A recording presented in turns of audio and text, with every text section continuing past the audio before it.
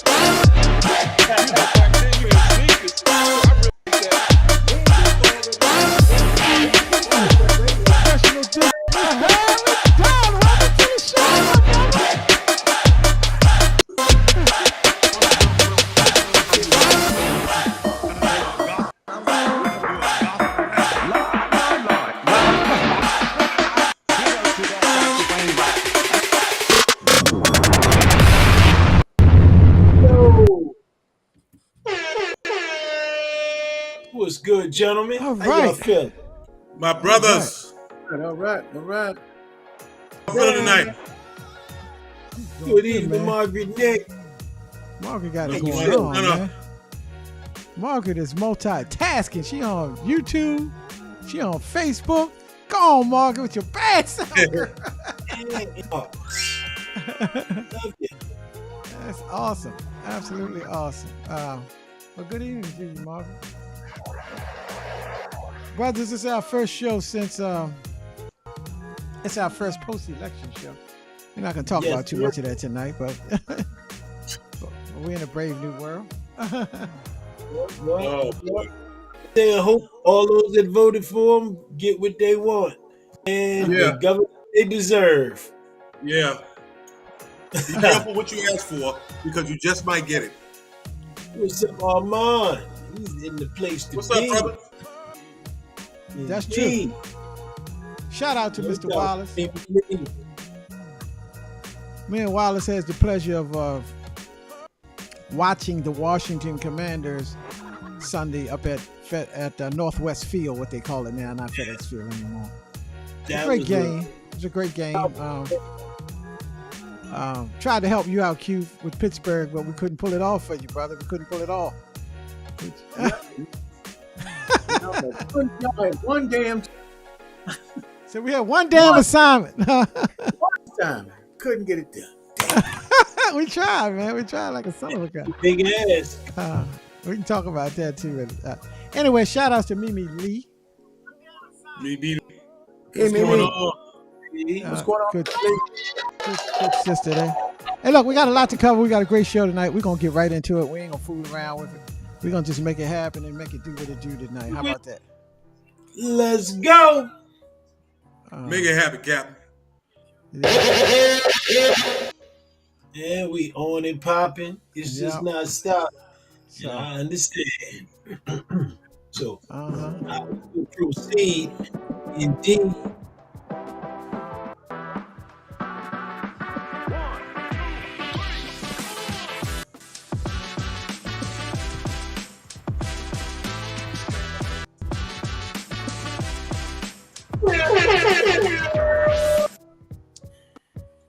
What's up, Q? What's going on, brother? Tell the people what's up. All righty, what's on tap tonight? Tonight, the tasty beverages that we'll be featuring, our number one drink will be the KBS Hack One. To prevent you from gaining 7 to 10 pounds during the holiday, most Americans do, we've come up with some little hacks to help you guys to prevent picking up those pounds. So just stick with us, and every week we'll have a little tip for you. And then the other tasty beverage, man, and this one, I'm looking forward to this one so much. This libation here, our feature segment, we're going to pay tribute to a musical, an icon. Incomparable, Mr. Quincy Jones. We're going to talk about his life and legacy. And guys, you're probably going to learn from him that you had no idea that he was involved with and people he was involved with. So we're going to talk about Quincy Jones. And like I said, this is a show where you're up to the matter. We want the feedback as well. Appreciate you, Q.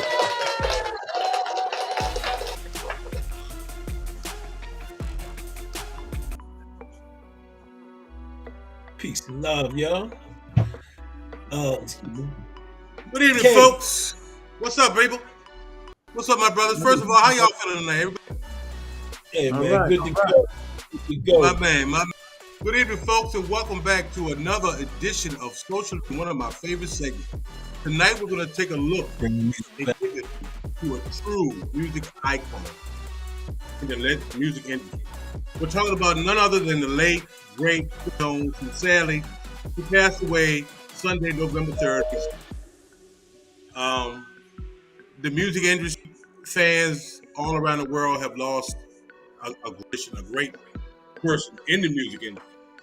But before we get to some of his accomplishments and some of the people that he worked with, because you're not going to believe his range in music of the people he was second to none.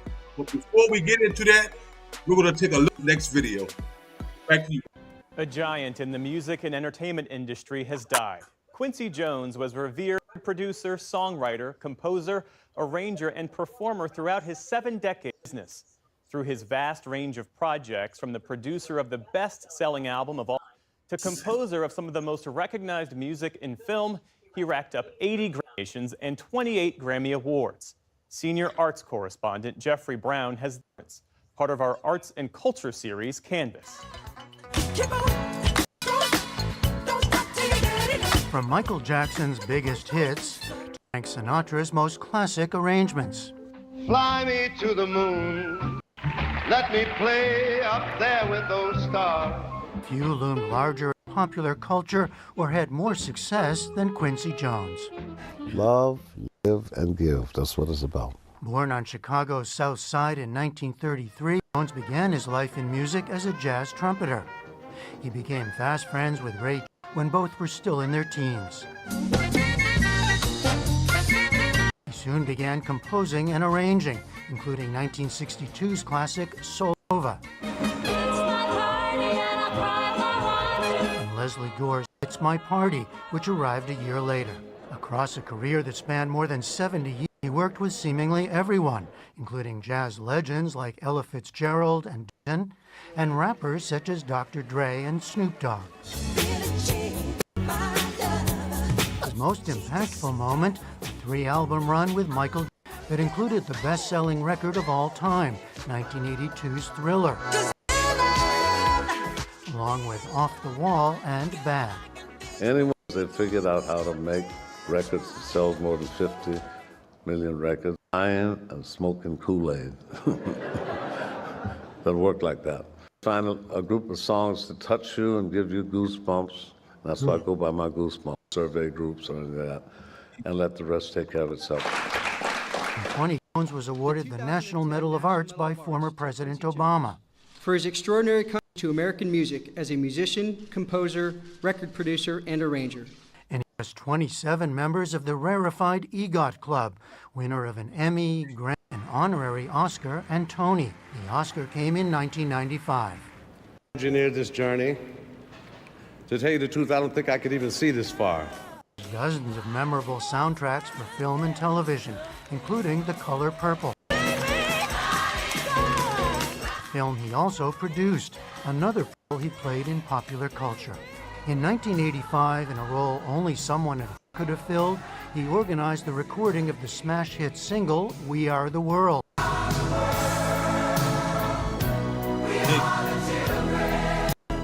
A session that featured music's biggest stars and would become one of the best sellers ever. Jones had 7 children and married 3 times. One of his, the actress Rashida Jones, directed a 2018 documentary on his extraordinary life. I have a feeling that God will prevail and prevail. Yeah, things like that. Because we've come a long way. We've got a long way to go. I want to love you, pretty young statement, his family said he died peacefully Sunday evening, surrounded by loved ones. Jones was 91. For the PBS NewsHour, I'm Jeffrey Brown.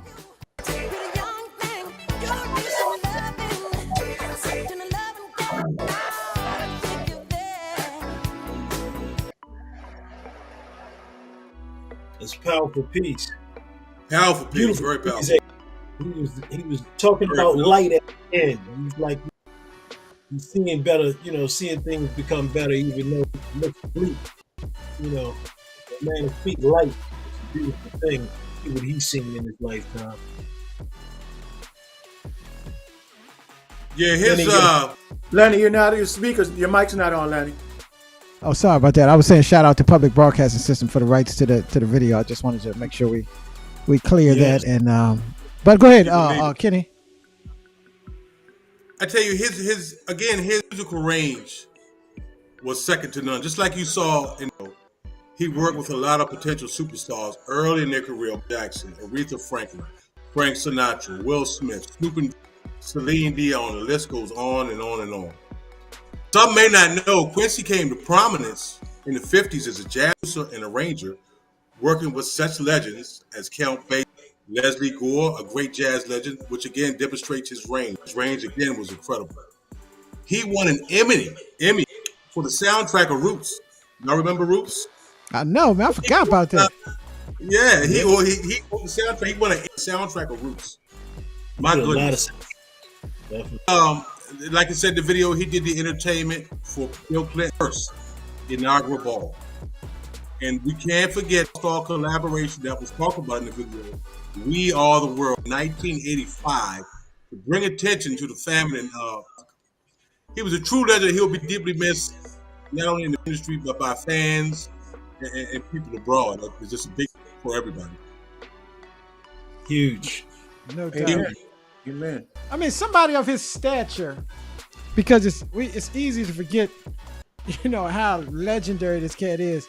But somebody of this stature, Kenny, in your words, and I want an audience as well, in your words, why was he one of the most important figures, not in just black music, but in the history of music in general? You touched on it. You touched on it right there, not just for figures. His range, again, I'm going to touch on it again, was incredible. You got Frank Sinatra, Fly Me to the Moon, Jackson's Thriller, to We Are the World, to Count Basie before in jazz. His range was incredible, and that's what made him one of the most important. He will be one of the most figures in the music industry. Question. Yes, sir. Brother.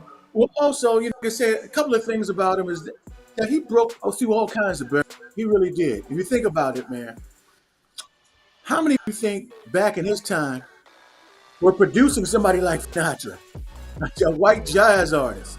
He destroyed whole lines of color and things of that nature. Not only that, you mentioned a couple of times how many genres he worked in, from jazz to gospel to R&B. He covered the whole spectrum. So there was basically that he didn't really dabble in, and also produced and brought out so many artists, people like the Brothers Johnson and people like that. He produced and brought them to prominence. So he's a legend, icon and legend. No doubt. You're absolutely right. I say, man, the bottom line is it surprised me, and this is something I knew, but his tool, which I think, he's a great musician. He has an incredible legacy, but his legacy, I think, would be a lot less without his principles. He was running around in the segregated South, decided, I'm not doing any more shows in the South. The one that talked to Ray first about why you going down this, you doing shows in segregated crowds. We going overseas now on a tour, and that's what's popping. And then when Ray went south and brother from SNCC ran up the line, what you doing down here? He walked out of that. That's why Georgia told Ray he couldn't come back home. His biggest hit on this song. But the bottom line, the brother has so much principles, and to think a lot of him staying around for 70 years is poured back into young, new artists, how much he told them about the game, how much he tried to help refine them. Even to this day, the end of the days, he was relevant in artistry in America from the 40s to the 90s. Every genre. Now, they talk so much about his music that they don't really talk much he produced and how many movies he produced also. So it's just a body of work.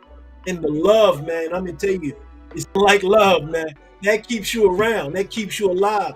Kept him relevant. They kept him connected to young artists by pouring love into him. So I just think that, just a heck humanitarian. Bottom line. What's your thoughts, bro? 70 years. Well, did you say Kenny or myself? I'm sorry. Lenny. Oh, my thoughts on was one of them that he did so much I forgot. You know what I mean? Yeah, that's he one of those cats. He did so much that you forget. Like as I was watching it, I forgot that he was instrumental in Roots. Yeah. You know what I mean? I forgot he had done We Are the World. You know what I mean? Yes. It's just stuff so much that he did so much you forgot. And then the other thing was he was one of few people that won the EGOTs awards, and that's an Emmy, a Grammy, an Oscar, and a Tony. Yes.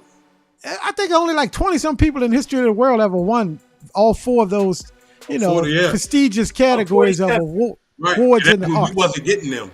We wasn't getting them back then. Yeah, go ahead, Q. I want to tell you backstory things about him that I found interesting. You could say this is something that you would never think this. You guys realize that Quincy never drove. He never had a driver's license. Never drove a car. Yeah. He never, somebody that name, never drove a car, never got a license. So I guess he was chauffeur taking everywhere taking, but he never got a license. And maybe I'm just feel comfortable with it. No, I heard the story why, Art. I heard the story why. Do you know? He also had a brain aneurysm when he was it was in the 70s, and that's what stopped him from playing. He could no longer play the trumpet because he tried to play it after that brain aneurysm. That could further endanger his health. Mimi makes a sorry, Q, sorry about that, but I'm just reading Mimi's comments. It just made me think. That's a great point that she's making, saying, let me throw it back up on the screen. Salute Quincy Jones. He did an outstanding job. Surprised with all the music he produced with all those big artists. Can you imagine all those big artists? Oh, those artists. To corral the egos, especially putting them all together on We Are the World. Just somebody that corral all those egos, that's a damn job in itself. I got a story about that directly. What you just brought up, We Are the World situation, and you talking about corral egos. Well, there's a story about that. The night they're putting that together, it was after an event. They decided to record that after an event that was already taking place and had all the art down. It might have been a Grammy Award or something of that nature. Well, it was a certain time. And so all the artists showed up to begin to record it. Well, it was said that Prince strolled in about an hour and a half late after that already started and wanted to join in. And Quincy told him, no, you're too late. You can't now. Damn. And turned him away. Damn. Part of what we're talking about right there. I never knew that. And he would let Prince disrespect all those other artists who got there on time. So that's part of the story, a backstory right there. Nothing but mega stars. Mm-hmm. Pretty amazing. I was 8 years old when I found that out. Yep. Just to finish the story, the reason why he didn't drive is an accident. Everybody in that car besides him, was 5 people in the car. Everybody died besides him. Literally, he pulled his friends out of the window. Everybody had died, so he never drove after that. Wow. Now, how old was he when that happened? How old was he when that happened? He was young. He was younger. I think he was a teenager or something young. I heard that story too. Teenager, yes. He was very young. I know this is an impossible task, but audience and fellas, favorite song? Some of your favorite Quincy Jones songs that either he wrote, sang, performed on, or associated with the artist here. And to remember, Quincy had this album out. I don't know if it was his only album, but it was called The Dude. You remember that? Dude, that was serious. That was a bad album, boy. But anyway, go ahead. Some music on the dude too, and great collaborations. Yes, go ahead, man. he had another one. He had one self-title. He had another self-titled joint too. Quincy Jones. Dead End was on that. Peace, Love and Peace was on that too. Two of my favorites. But I'm gonna tell y'all, my favorite song Jones was associated with 1989, and I'm gonna say the first line. I sang the first line. Tell me a secret. Not just any secret, one special secret. The Secret Garden, baby. Oh yeah, he was associated with that. I forgot about that, Kenny. I didn't even know he was on the show. Hey, do you know how many times never mind, this is a PG show. That was my jam. Tell me featuring Barry White on vocals, and James Ingram and Barry White doing part of the lead vocals on that. That was an awesome song. But you know that is music. Yeah, Aretha Franklin, Until You Come Back to Me. Yeah. Razzmatazz. The song a little bit of Razzmatazz. How about the this way one? of the world, Earth, Wind and Fire. How about this one? Oh yeah, we are the way, absolutely. Theme from Sanford and Son. Do you guys know that he wrote the theme from Sanford? No. Yes. Yeah. He was responsible for that. He wrote a lot of joints. Go ahead. That's Quincy. Wow. Wow. The Best Is Yet to Come, featuring Patti LaBelle. I want to throw him out here. Elder Barge he was involved with. Boy, his range was, I'm going to say it for the fourth time, his range was incredible. Yeah, no doubt, man. So look, salute to you, Q, the original Q, not you, Q. The original Q. Salute to him. And legends that we're losing, pioneers. But salute to Quincy, his family, and everything. How about the theme from Ironside? Did y'all know that? The theme I don't from know, Ironside? but that too. But he gave a lot of reason to people that say it's my party. You used the right choice of words though, Lenny, when you said pioneer, because that's what he was, a pioneer. Yeah. In the music. No doubt. Rest in peace, Quincy. Rest. Q hey, look, the dude. Huh? Q was the dude. No doubt. 777 said I gotta study him. Yeah, because 777 Productions, you are an artist, you are a producer. I encourage you to go back and listen to just Google him and go back and listen to some of the material that this guy created. It will really give you a different perspective as a producer, I think. So shout out to you for saying that. Yeah, definitely need to study him. Because took him 28 years of study to master his career. So that's why he was in for 70 years, because he was due diligence a whole nother level. So didn't know that he wrote Sanford and Son. Me either. I learned that tonight, just now. Yep. Anyway. Could you imagine the royalty checks that came into his family and will come into his family forever? And it's still coming in. Still coming in, brother. Because you know he set himself up. He's still getting in. Anyway. 70 years production. Come on, man. Tonight, y'all remember the song 100 Ways with James Ingram saying 100 Ways? Yeah, I forgot about that. Yeah, that's him too. Wow. 100. It showed through his art, the people that he produced, as well as the songs he wrote.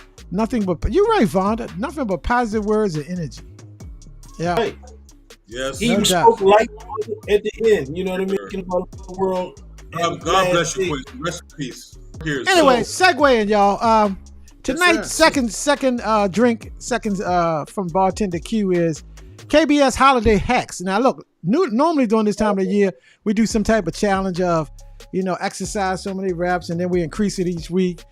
You can still do all of that. We encourage you to do all that, and then we take away some foods as we get closer to each week. Like this week, you could take away sweets, and the next week, you could take away breads, and all of those. You can still do all of those things. We encourage you to do those things. But this year, we thought we'd add in some hacks to give you some little nuggets of how you can help prevent some ways. So tonight, we're going to reveal one of those nuggets. So tonight, we're going to examine how important it is to watch the pace of your eating.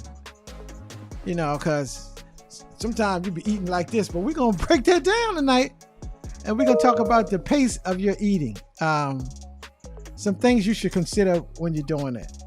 All right. So let's check out a couple quick videos and we're going to come back on the other side. What's the average weight someone will put on during the holiday season? There's actually research that shows that American puts on anywhere from 5 to 10 pounds through the holiday season, whether it be from Thanksgiving to the New Year. There's actually a paper from the New England Journal of Medicine that shows the average American keeps 1 to 2 per year. They might fight after the holidays, take it off through the year, and then do it all over again through the holidays. So if you put 1 to 2 pounds of weight on per year, 10 years, you got 10 to 20 pounds compiles. That's why people are like, what the hell happened? I'm 40 or 50 and I got 30, 40, 50 pounds. So what's one thing to do to avoid putting on those pounds to start off with? So have a 16 ounces of water and a routine snack or meal 30 minutes before you. Have you ever found yourself eating too fast at a meal?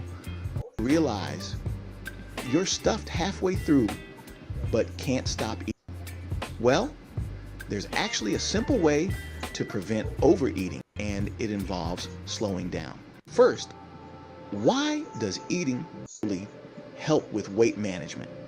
The answer lies long it takes for your brain to catch up with your stomach.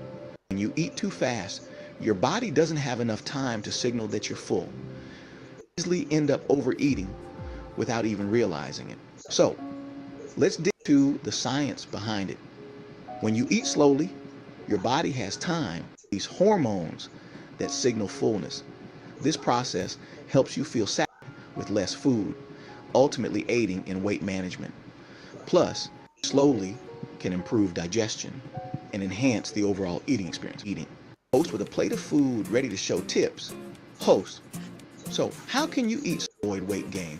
Here are a few easy tricks. Tip number 1, put your or spoon down between bites. This gives your body time to process food and signals that you're full. Host. Tip number 2, chew your food thoroughly. Aim for at least 20 chews per bite. This will help you enjoy the food and prevent overeating. 3, avoid distractions. Put down your phone and turn off the TV. Focus on your meal so you enjoy it and listen to your body's signals. Tip number 4, take deep breaths between bites. This slows and gives your stomach time to communicate with your brain. Host a final message on screen.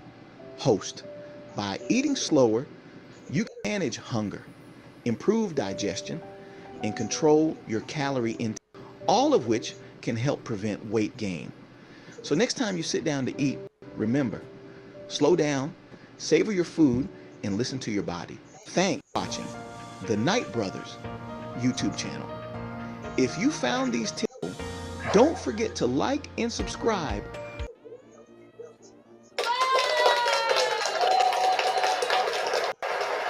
All right, Q, Mr. Narrator, host. Go ahead. Take number 1 on the screen, brother. The question is, why does eating help with weight management? Okay, look, like anything else, it's almost like it's a science to it. Okay, if you take your time, and the video talked about time to savor your food, taste your food, and chew thoroughly. If you take your time and you slow down, it more than likely will give your brain the chance with your stomach. And your brain will let you know, ooh, damn, I don't need any more than this. Which can allow you to lose weight because it helps you, keeps you from eating much, which segues into the second part of the question, Leslie. And the second question is, how can eating too quickly lead to overeating? By simply just what I said. That if you're, I'll give you an example first. I have a coworker who I've been working with 5 years, and every day at lunch, he'll get his lunch and he'll consume his lunch within he's finished eating. And I mean, hold on, say that again. Say that again. He's starting his lunch and he's finished his lunch within minutes, like Joey Chestnut from Hot Dog from He's like Joey Chestnut. And I thought about what that might stem from. So I asked him, I said, "Brother, why do you eat so fast?" And he told me he think it was learned behavior. It was what? And it was learned behavior. And the learned behavior came from, as a child, the table, if you didn't move quickly and eat fast, you wouldn't get any more. Because there was a limited amount available. Wow. To make sure you can consume some. So it was learned behavior. So sometimes it's learned behavior. But anyway, back to that second part of that question. If you slow down, if you're eating so fast, if you don't take the time to slow down and savor the food and let that brain kick into the brain that you're full, you'll just continue to consume food beyond what you really need. And you extra calories when you really your body doesn't require them. And pretty soon you're doing that. You're eating out of habit. Because you're watching TV, because you're watching a game, you're snacking. Things, and it's just on and on and on. And that's what leads to weight gain. Excessive and eating too fast. Wow. Amen. Good info, Q. Good info. Kenny, handle question 1 on the screen, brother. Yes, sir, man. Is there any scientific evidence that shows eating slower kills calories intake? The answer to that question is yes. There have been several studies. There's one on the American Journal of Nutrition. The second was done by the magazine Appetite, and there's documented proof that eating slowly does help you reduce your calorie intake, goes to weight loss, up your metabolism because you're not forcing things down your throat. Now, I am a big perpetrator of that. When I'm hungry, especially after I've been fasting, which is the nature of this show, how this show, I may have a 12, 13, 14-hour fast, and sometimes I'm like this at the clock. Time to eat. And then when I eat, I'm wolfing it down. But another reason that people eat fast that is your work. You may have a certain time to eat lunch. You may have a lot of things to do. And when you're hungry, just like I was, and you're gonna get that meal, whatever in front of you, and you're gonna wolf it down. You don't have to. You don't feel full. You're still eating. You're not hungry anymore. Still eating because you have this, 15, 20 time limit. So yes, it is a proven study. And some practical ways to eat slower to avoid, like they said, put your fork down too early, smaller bites, avoid TV and the phone. I'm a part of this too, watching football or basketball, like I'm going to do tonight. You sit there, you want a snack. Kenny, let me ask you something. Because you just said something very important because sometimes you can associate events with food. Like you say, like watching games. Yeah. I know when I was really on, like when I was doing, 48-hour fast, 60 hours fast and whatnot. Sometimes it'd be a game on that day. And I'll be like, when I sit down in this chair and watch the game, I always do this. I'm always eating this or drinking this. And it's kind of like, I said, damn, how am I going to get through the game? Exactly. Exactly. It's like an addiction. It's addiction. You sitting down, you watching the game. It's a really good game. And the first thing what I'm going to eat. When the commercial comes on, time out, halftime, what's up? What am I going to eat? Let me go make me a drink. It's like an addiction. So staying away from TVs and phone is what's recommended. It's going to be hard, and that's going to take a lot of physical discipline. No doubt. All right, coming your way, brother. Coming your way. Go ahead, tell us what's up. Well, eating slowly helps your digestive system. Think about this. The more stuff you stuff down and the faster you stuff down into your gut, the faster it has to break it down. It has to find out what it needs, what chemicals it needs to break down food and break it down. You stuff all of that. It's a super problem with digestion. And the suggestion, I would say, one of the most effective suggestions that was mentioned on the video is something my grandmother, Randall, used to always emphasize. for years, and it was to chew you at least 22 times. The bottom line is that when you chew it and you break it down, the first digestion is to chew your food. So when you do that, that slows you down. She was always the last one as far as dinner, lunch, whatever, anytime we ate. Just effectively broke down that food, and she was a real proponent of that. And how does eating slower help the ghrelin? Ghrelin. The ghrelin hormone, yeah. Hunger hormone. That helps them. It is, I would equate it like drinking. Anybody ever drank alcohol before? Anybody ever drank much? I'm the only one to put my hand up. That's fine. I'll be that. I drank too much. Thank you, Kenny. These perpetrating fraud ass. Okay, I'm just saying. So bottom line, I can't answer that one. I don't drink at all. You be quiet. Your ass, you just started yesterday. You ain't never drink. You ain't drink in high school, elementary school, junior high. You ain't never drank. You never drank Boone's Farm on the bus going to Bates. He drank on the Napa's High. I'm sorry, Napa's High. Let him lie. Let him lie to the people. That's all right, people. I'm gonna keep it 100,000 with you. So the bottom line is, when you get intoxicated, especially when you were a child, you drank too much. You consumed too much alcohol. Your body was able to tell you, "Oh no, you messed up, kid." I'm saying, you stood up and found out, oh yeah, it ain't the same out here no more. It starts sweating. So what happens when you eat that food so fast that it takes off for the ghrelin to actually send that message to your brain?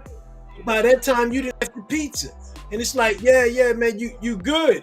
Then you the next 2-3 pieces, and you actually overstuffed, and now you feel miserable. Like on Thanksgiving when you gotta unbuckle your belt and you sitting at the table like, oh my God, yeah, God, slow down.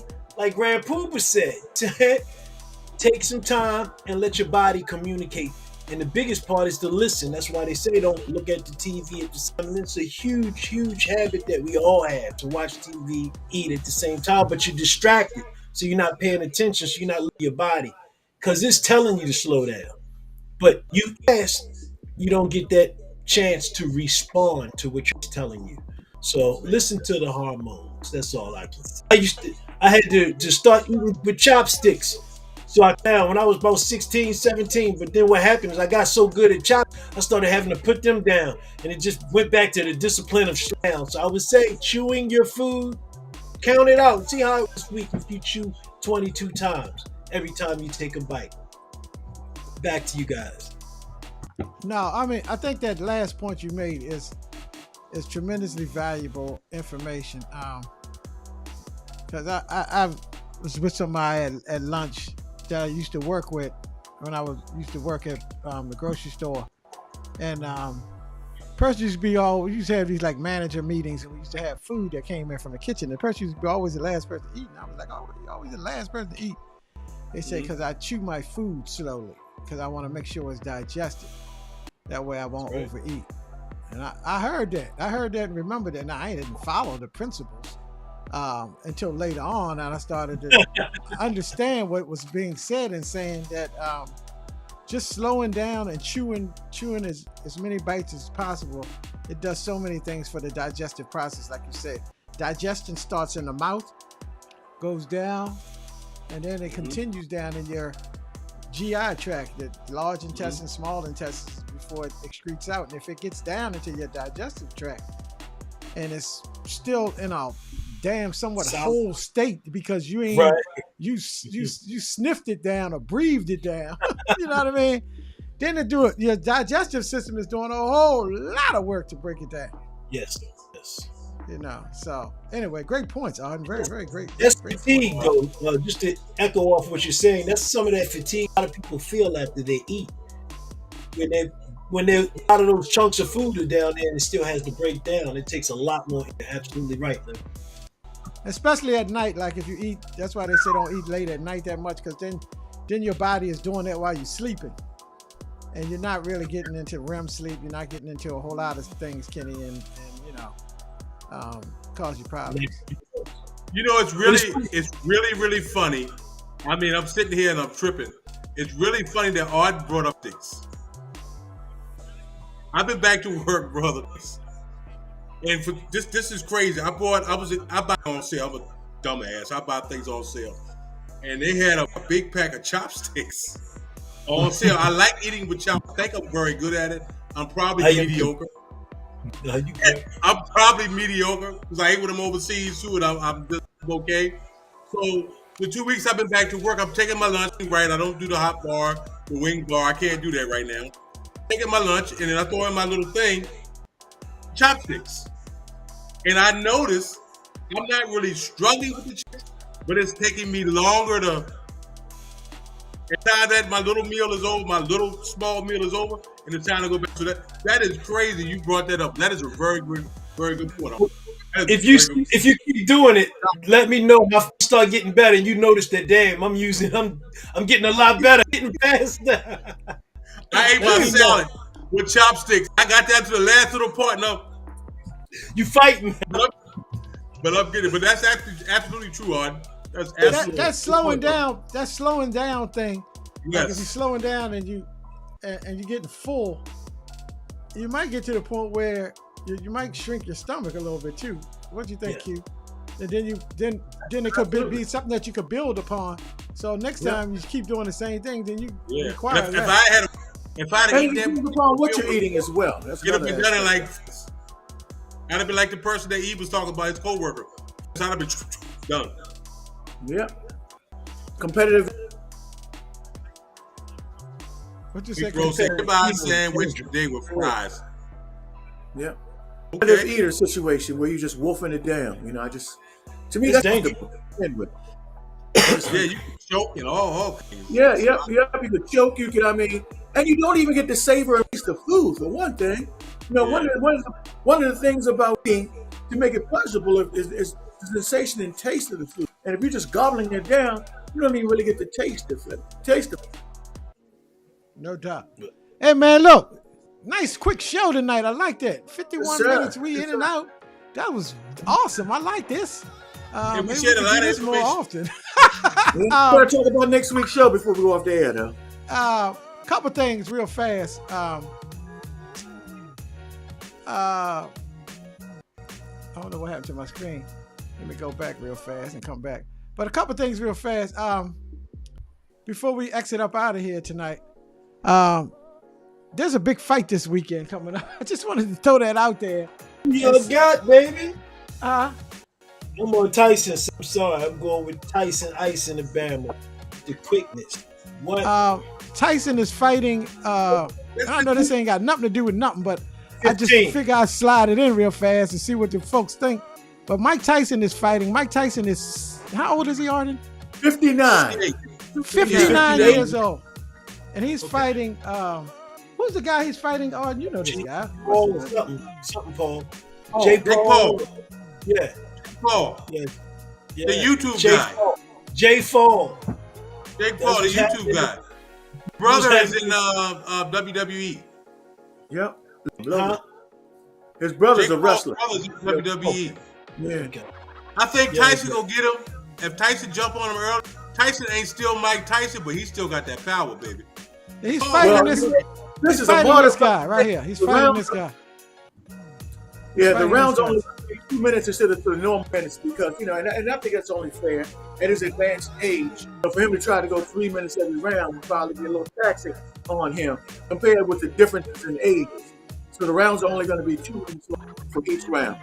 I know he's older, but this all he ever did his whole life.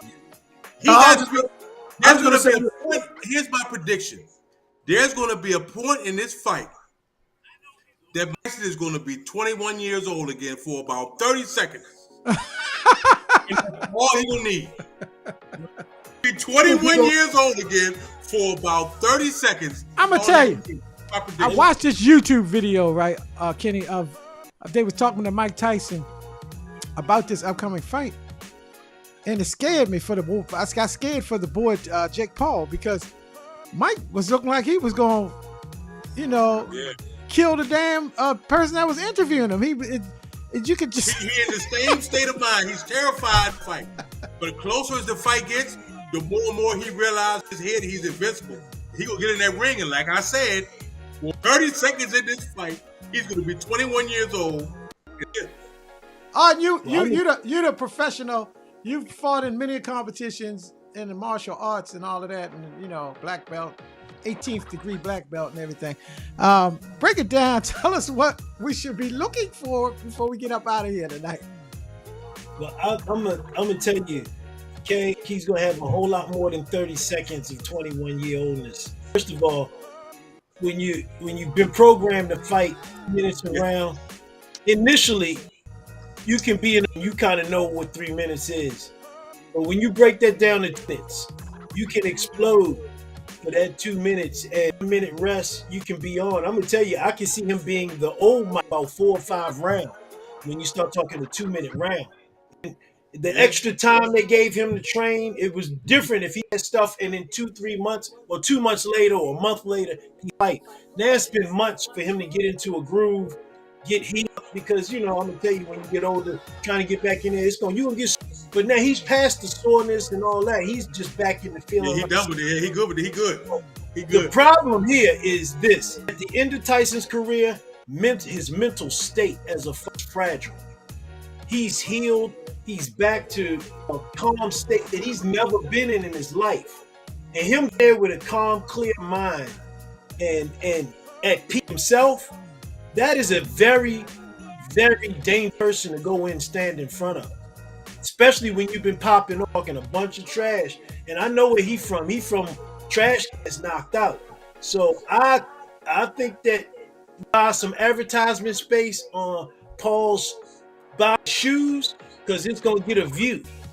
He ain't been in there with nobody like that. Q, guy, he's man. simple. His boy simple as hell. Q, what you think? Real fast, Q, what you thinking? We out. Well, I'm going to say this. I'm hoping for the best, but I know one thing. I do know for a fact. Father Time is undefeated. Father Time is undefeated. That's true. Right. Well, we're going to close on that, y'all. Enjoy the fight. Enjoy the weekend. And shout out to everybody for joining in tonight. Next week, we got a couple great shows coming up in the following weeks. Q, you want to hit them off real fast, and then we out, brother. Yeah. Next week we're gonna close our cycle. We're gonna close the loop. We're gonna talk about the election, the result of the election. We ran a couple of shows prior to the election where we had on. Where we're gonna bring the panel back next week, and we're gonna talk about those results, how surprising they were to some, and not so surprising to others. We're gonna talk about that from all aspects, and talk about where we go from here, as far as the country is headed. So that should be very interesting. And once again, put your input. And following that, on the 26th, we're going to have a group on, some members of a young group, Pocket 3. They're going to be on. We're going to have a great show with them. We have an event coming up, and we're going to hear about them, how they got started, and what their goals are as they go. So, guys, next couple of weeks, continue to stay with us. And these holidays safely, and take care of one another. Love one another. I'm out. Love you. All right, y'all. And they come back with how you feel about chewing more, how that worked for you with your 8-16.